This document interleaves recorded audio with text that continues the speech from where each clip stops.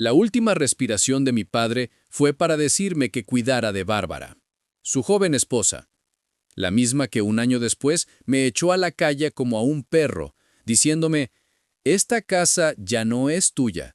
Tu padre está muerto, y tú con él». Se quedó con el dinero, la casa, el negocio familiar. Pero cometió un error. Olvidó romperme. Si a ti te han robado la herencia de tu familia, esta historia es para ti. Mira hasta el final. Te voy a mostrar cómo un simple archivo de video puede reducir un imperio a cenizas. Escribe herencia en los comentarios si entiendes esta lucha. Para que entiendas la magnitud de la traición, debo hablarte de mi padre. No del moribundo, sino del gigante que era. Yo nunca conocí a mi madre. Murió al darme a luz. En las fotos tiene el rostro dulce y una sonrisa triste.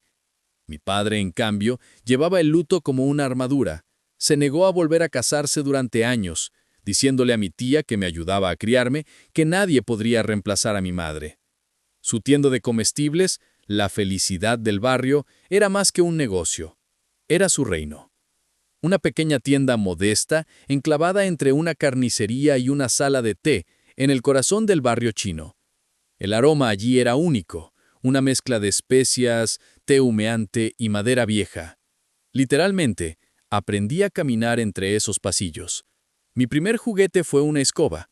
A los 5 años, ayudaba colocando las latas más ligeras en los estantes bajos. Mi padre me miraba hacer, con una sonrisa cansada en los labios. Trabajaba de 6 de la mañana a medianoche, 6 días a la semana, 90 horas por semana. Una cifra que solo comprendí mucho después. Recuerdo una noche, tal vez tendría 10 años, él cerraba la tienda, exhausto. Le pregunté por qué trabajaba tanto, por qué nunca podíamos ir al parque como otras familias. Se agachó frente a mí, posando sus manos pesadas y callosas sobre mis hombros. Me explicó, sin amargura, que cada hora tras la caja registradora era un ladrillo puesto para nuestro futuro, para mi futuro, que esta tienda sería mía algún día, y que entonces podría trabajar menos y vivir mejor. Decía que estaba construyendo una herencia, no con dinero, sino con sudor y honor. Esas palabras las llevé conmigo como una Biblia. Los años pasaron. Yo era el niño del barrio. Todos me conocían. Las ancianas me deslizaban caramelos, los clientes habituales me preguntaban por la escuela. La tienda era mi segundo hogar, mi universo. Luego llegó el día en que el asistente de mi padre, un hombre amable de Cantón, tuvo que regresar apresuradamente a China para cuidar de sus padres enfermos. La pérdida fue dura. Mi padre se encontró solo nuevamente, acumulando jornadas dobles. Fue en este contexto que contrató a Bárbara. Ella tenía 26 años. Lo recuerdo perfectamente porque yo tenía 11, y 15 años de diferencia me parecían un abismo. Ella era diferente. Guapa, sin duda, de una belleza vibrante y moderna que contrastaba con la sencillez de las mujeres del barrio. Pero sobre todo era presente. Sonreía, me hablaba a mí, el niño tímido. Me preguntaba mi opinión sobre la música, sobre las películas. Interpretaba el papel de la hermana mayor genial, y yo piqué el anzuelo. Pensé que quizás la vida por fin se suavizaría para mi padre. Lo veía sonreír más a menudo cuando ella estaba allí. Se erguía. Creí ingenuamente que ella traía luz a nuestra vida demasiado gris. Casi me alegraba de que estuviera allí. No veía las redes que estaba tejiendo a nuestro alrededor. Su relación evolucionó rápidamente. Demasiado rápido. En menos de un año se casaron. La familia de Bárbara, rica e influyente en China, pagó todo. Una fastuosa ceremonia en un gran restaurante, decenas de invitados venidos especialmente de China. Mi padre, un hombre orgulloso hasta la obsesión, no soportó esta caridad. Trabajó aún más duro para devolver cada céntimo, como si su honor dependiera de ello. Lo veía consumirse, pero cuando intentaba preocuparme, Bárbara me tranquilizaba diciéndome que era temporal, que pronto seríamos una familia feliz de verdad. El día de la boda, llevé el anillo. Estaba feliz por él. De verdad, mirando a mi padre, finalmente feliz, Pensé que el sacrificio valía la pena. Fue la última vez que pensé eso. Al día siguiente de la boda, cuando aún había confeti en el suelo, llegó el cambio, tan brutal como una ráfaga de viento helado. Bárbara ya no era la misma. Su sonrisa había desaparecido. Aquella mañana, cuando me disponía a ir a la escuela, me esperaba en la cocina.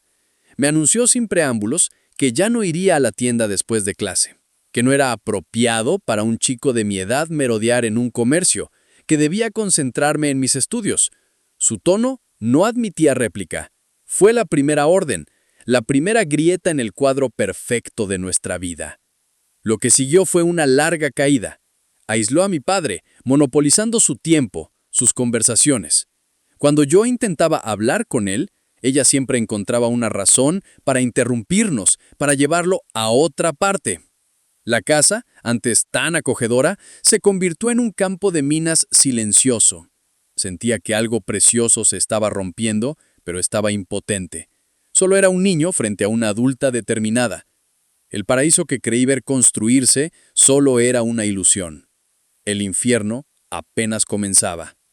He añadido descripciones sensoriales detalladas, olores, ambientes, diálogos en estilo indirecto, monólogos interiores y secuencias emocionales para sumergir al oyente. El verdadero plan de Bárbara se puso en marcha después de la boda, con una precisión de relojería. No perdió un instante. Comenzó convenciendo a mi padre de patrocinar la inmigración de sus parientes. Primero un primo, con el pretexto de ofrecerle una oportunidad en América. Mi padre, honesto y trabajador, lo vio como un acto de generosidad hacia su nueva familia. No sabía que estaba abriendo la puerta a un verdadero clan.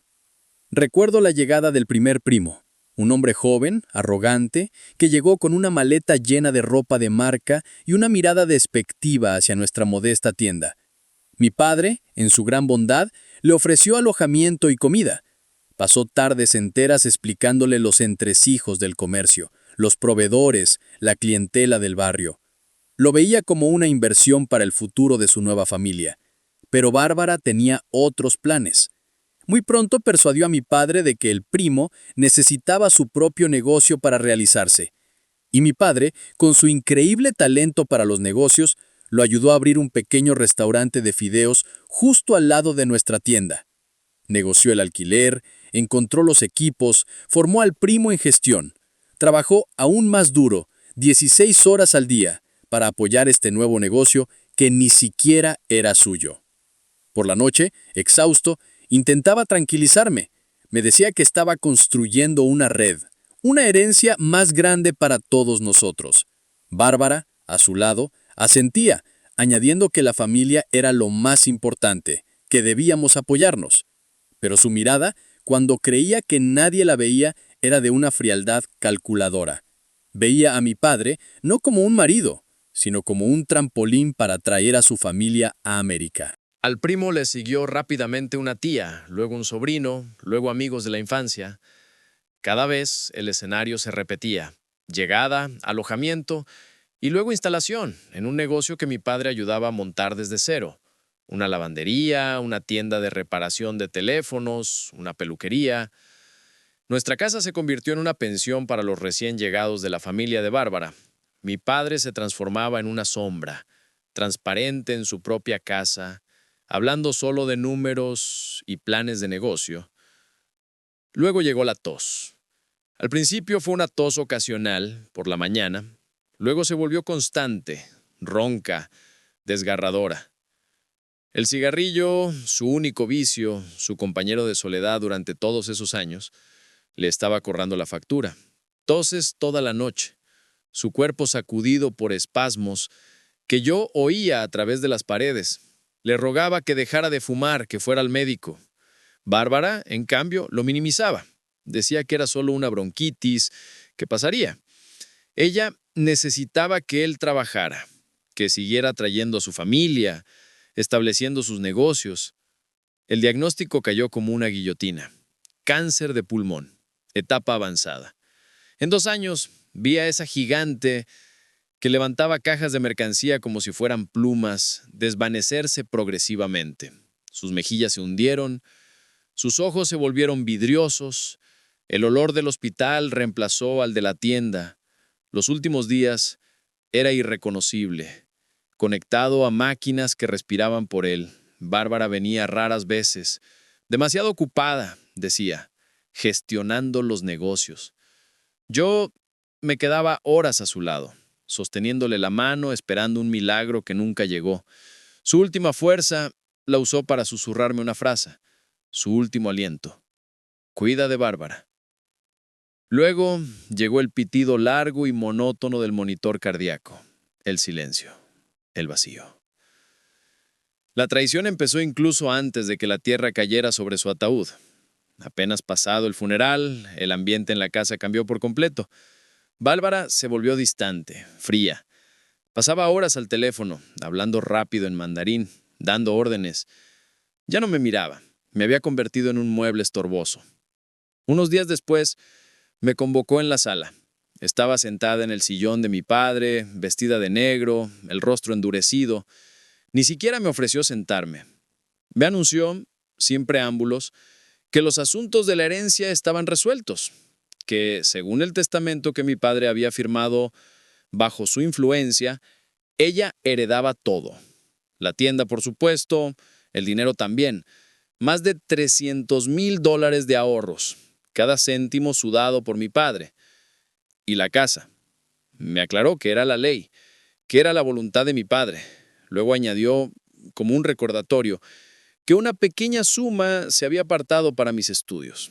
Una limosna. Me quedé mudo.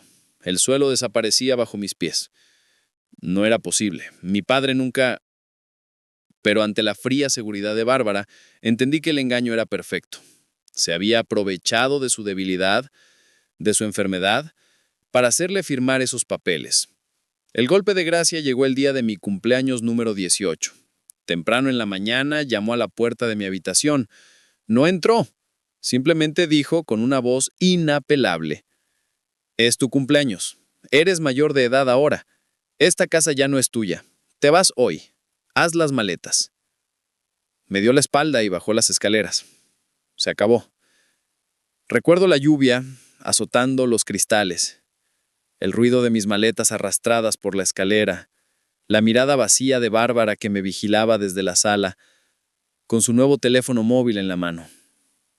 Cuando crucé la puerta, se levantó y vino a echarle llave detrás de mí antes de que yo hubiera llegado a la acera. Me di la vuelta una última vez. En la ventana de la habitación de mi padre, vislumbré la sombra del nuevo novio de Bárbara, el taiwanés gordo, observando la escena con una sonrisa de satisfacción en los labios. Ya se habían adueñado del lugar. Me encontré en la acera, bajo la lluvia, con 2 maletas y un corazón hecho pedazos. Lo había perdido todo. A mi padre, mi casa, mi futuro. La tienda que debía heredar ya la gestionaba un primo de Bárbara.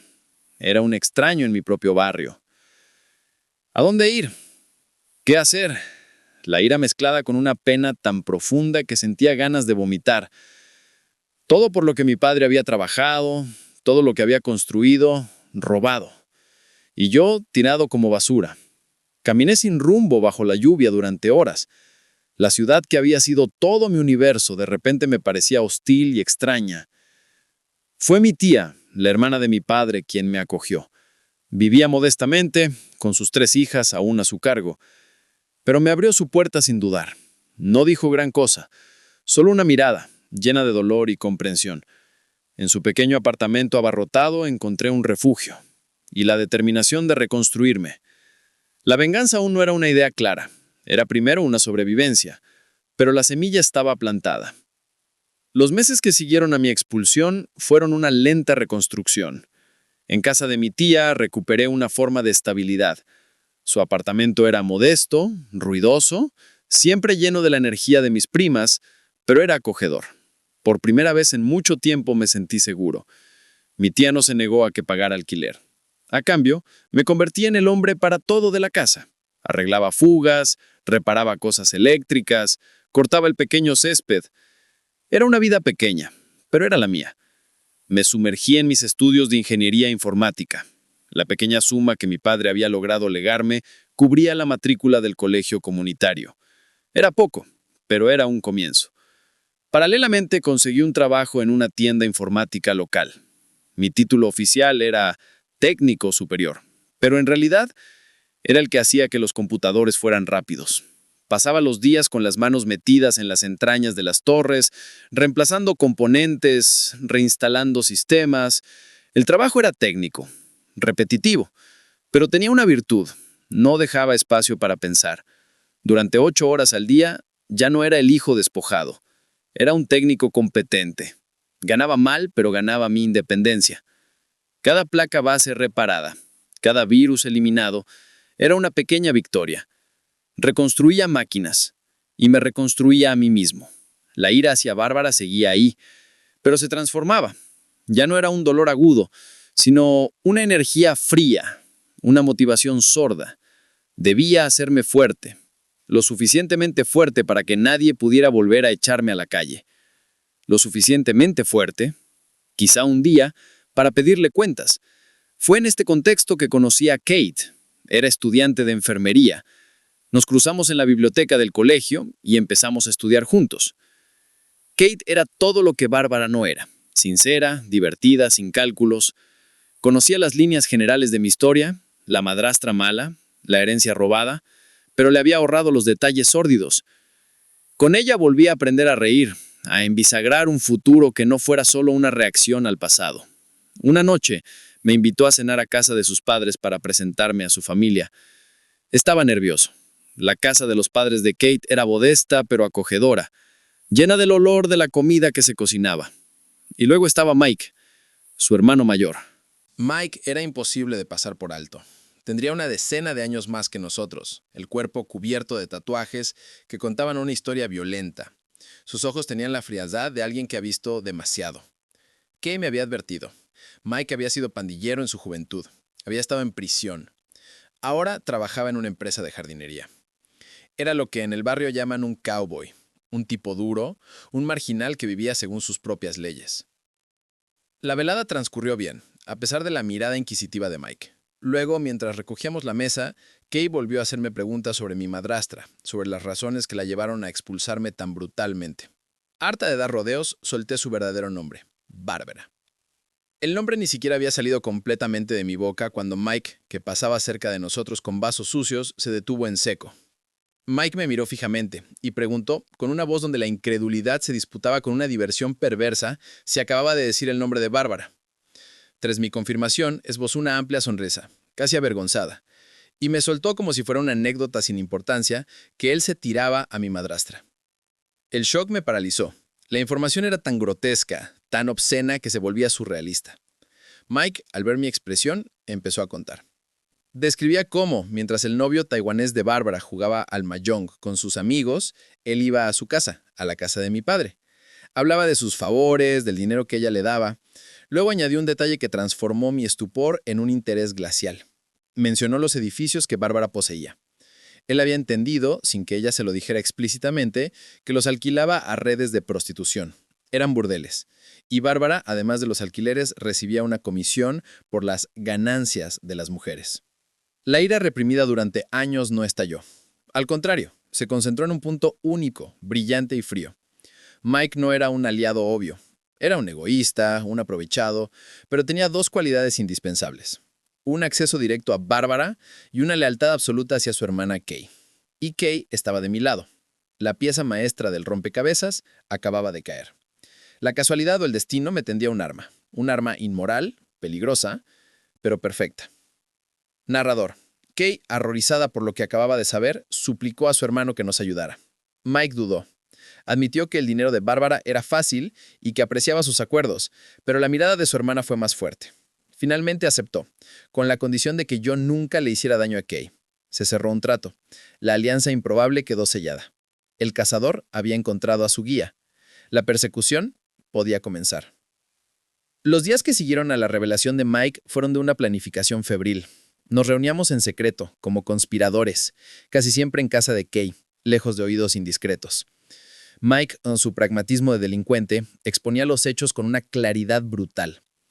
Mike explicó que Bárbara era desconfiada, pero que su arrogancia era su mayor debilidad. Se creía intocable. Describió sus encuentros. Por la tarde, cuando su novio estaba ausente. Precisó que a ella le gustaba hablar, presumir, especialmente cuando había consumido cocaína, cosa frecuente. Propuso esconder su teléfono, grabar sus encuentros. No tenía ningún miedo a ser reconocido. Al contrario, le producía cierta satisfacción. Su única preocupación era hacer el video utilizable. Yo le sugerí que se asegurara de que mencionara la fecha, el lugar y si era posible que hablara de sus actividades ilegales.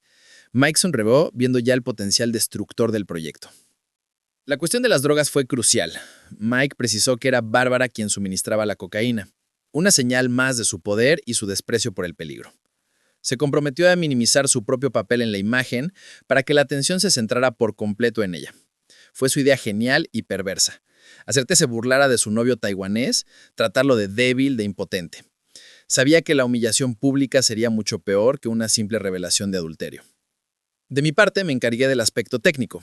En el trastiende de la tienda de informática, después de mi horario de trabajo, transformé un viejo smartphone de Mike en una herramienta de espionaje. Probé diferentes ángulos, diferentes escondites. La imagen debía ser estable, el sonido claro. Pasé noches diseñando un proyector artesanal, lo suficientemente potente para verse en una sala de conferencias, lo suficientemente compacto para transportarse discretamente. Era un trabajo de hormiga, obsesivo. Cada cable soldado, cada línea de código escrita, era un paso más hacia la venganza. Luego llegó el día D. Mike nos informó que tenía una cita con Bárbara. Su novio estaría ausente por una larga partida de mahjong. La oportunidad era perfecta. Esa mañana una nerviosidad fría me habitaba. Kee me apretó la mano, su mirada llena de preocupación y determinación. Mike partió con su teléfono escondido en la habitación de Bárbara. La espera fue insoportable. Las horas pasaban, lentas y pesadas. Luego, finalmente, mi teléfono vibró. Un mensaje de Mike. Está en la caja. Cuando Mike llegó con el archivo de video, mis manos temblaban al conectar el cable. La primera visión de Bárbara en la pantalla, sonriente, segura de sí misma y luego poco a poco desvelándose, fue un shock.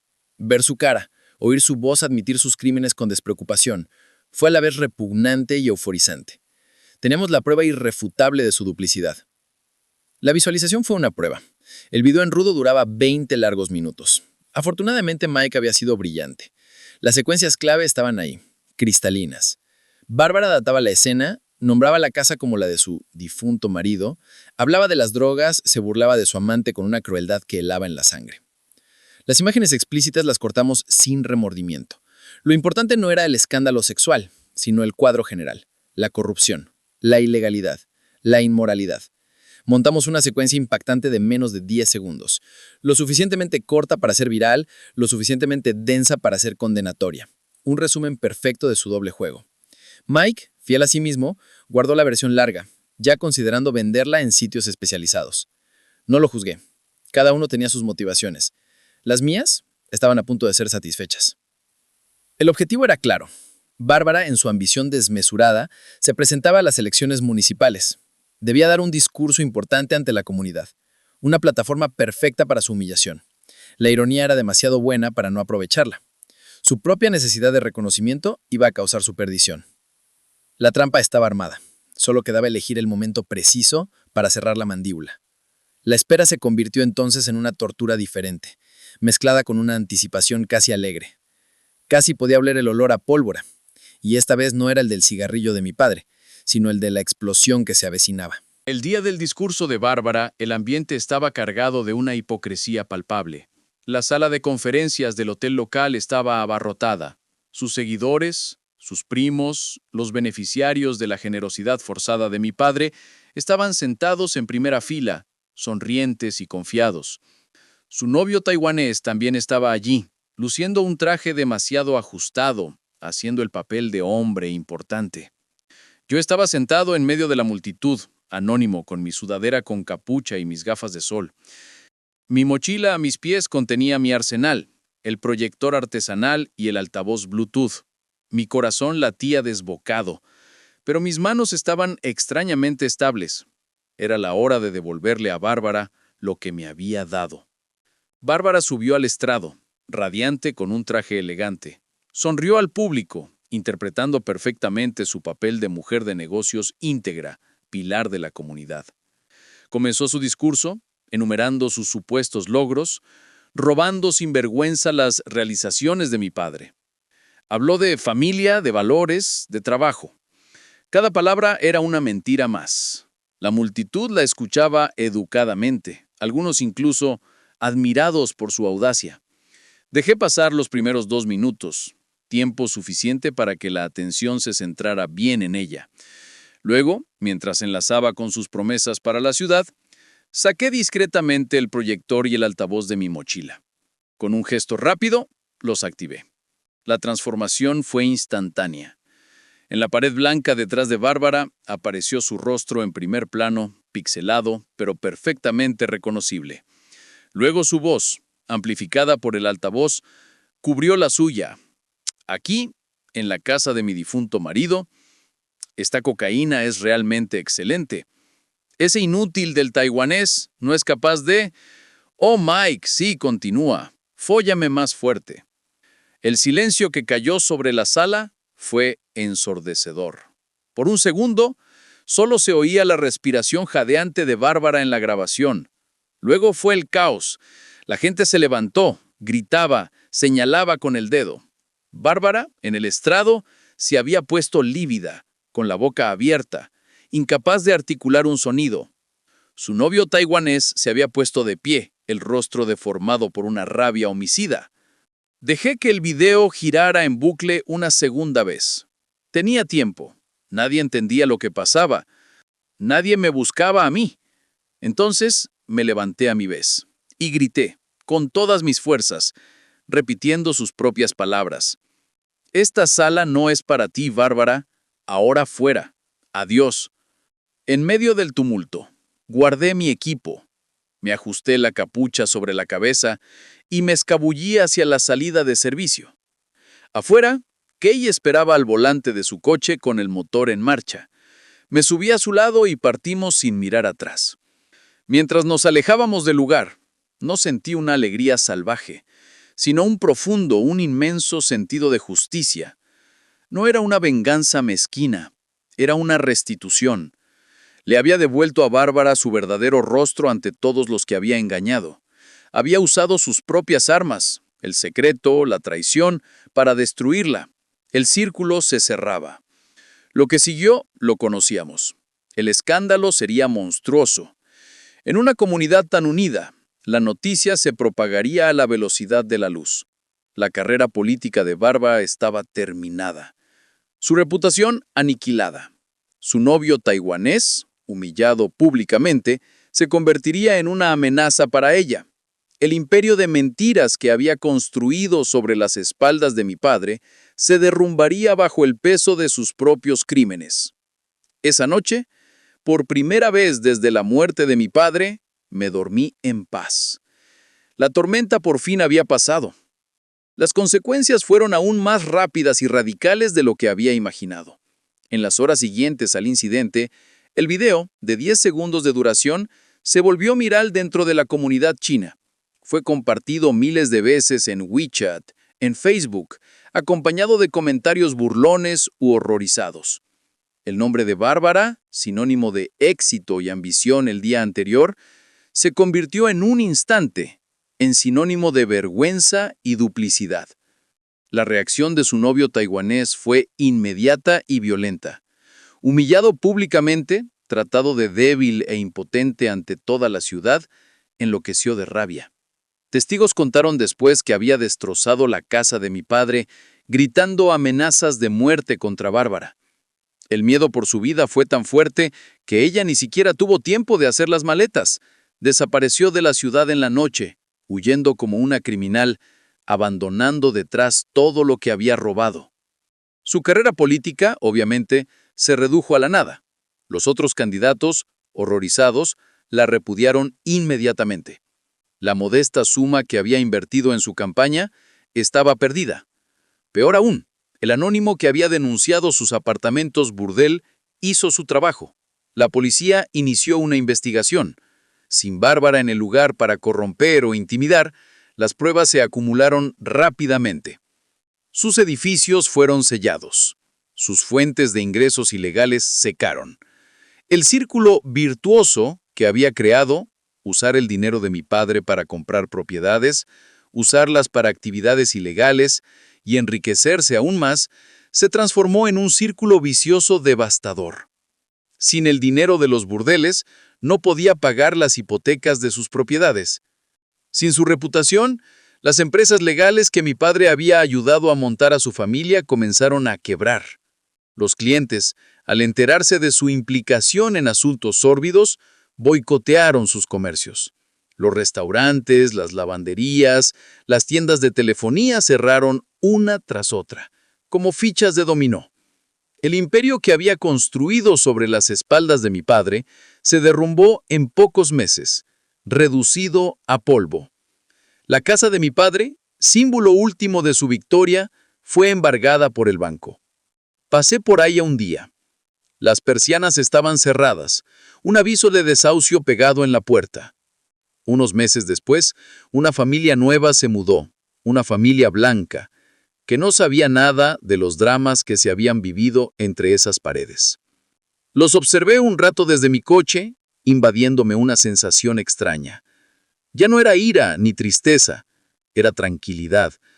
El círculo se había cerrado. No sentí ninguna alegría malsana por su derrumbe, solo una forma de justicia inmanente.